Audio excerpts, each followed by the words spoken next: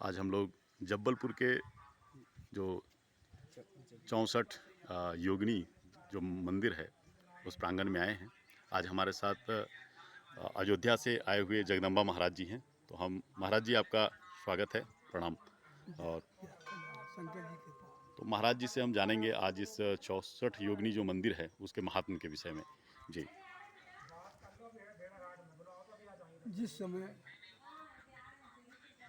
देवाधिदेव महादेव कैलाशपति और मैया पार्वती का मांगलिक विवाह संपन्न होता है, बहुत दिन तक कैलाश पर रहते हुए माँ की इच्छा हुई कि प्रभु कहीं भ्रमण कर लिया जाए। तो भगवान शंकर ने कहा चलो देवी।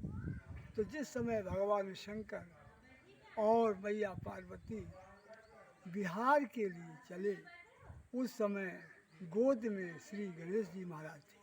माँ भगवती पार्वती की गोद में गणेश जी थे। बिहार के लिए तैयारी करते ही उनके साथ 64 योगिनी माताएं उनकी सेविका के रूप में, माँ भगवती पार्वती की सेविका के रूप में माँ 64 योगिनी यहाँ साथ चली और दिव्य कैलाश से विहार करते करते करते करते करते करते जब नर्मदा के इस पावन क्षेत्र पर उनका विमान आया, यहाँ का वातावरण देखा तो बहुत भा गया। माँ ने कहा ये कौन सा स्थान है? बोले ये नर्मदा जी का स्थान है।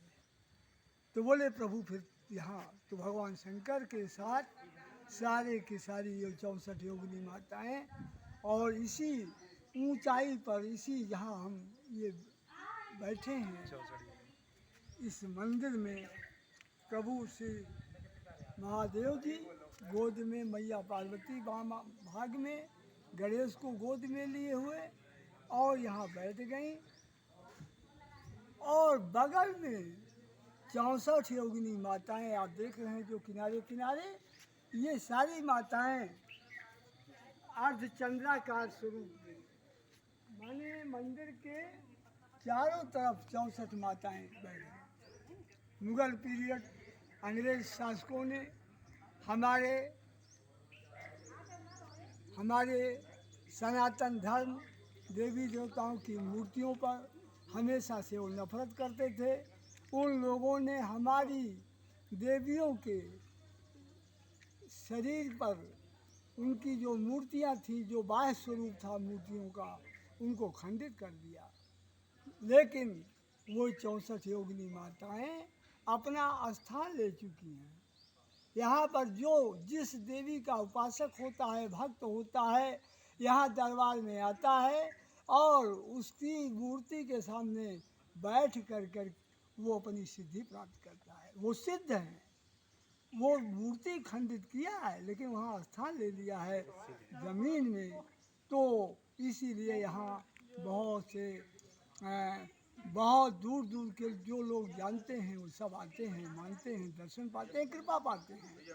और एक बार जब इन मूर्तियों को दर्शन करने के बाद मेरी स्वयं की इच्छा हुई कि माता 64 योगिनी का क्या स्वरूप है, तो एक हमारा ही शिष्य यहाँ जबलपुर में भेड़ा घाट पे रहता है, तो मैं उसके यहाँ ठहरा हुआ था। 4 बजे मैं वॉकिंग के लिए जाना चाह रहा था, तो मेन गेट में ताला लगा था। मैंने फिर उसी प्रांगण में ही तुलसी का स्थान था, मैं जाप करता हुआ, सुबह अर्ली मॉर्निंग था, टहल रहा था। तब तक हमारे भक्त का शिष्य बड़ा बेटा बाहर निकलता है। मैंने कहा अच्छा कहीं जाना है, घूमने जाते हो तुम भी?